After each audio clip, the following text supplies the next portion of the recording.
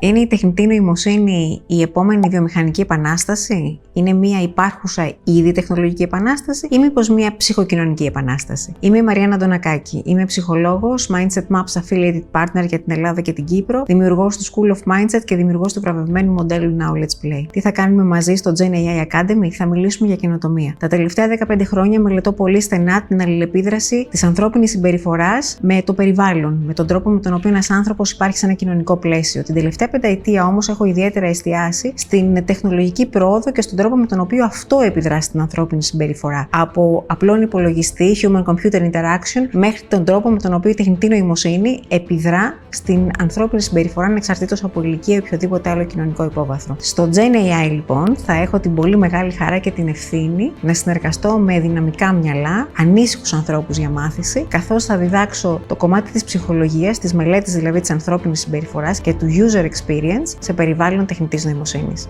Ανυπομονώ και σας περιμένω όλους.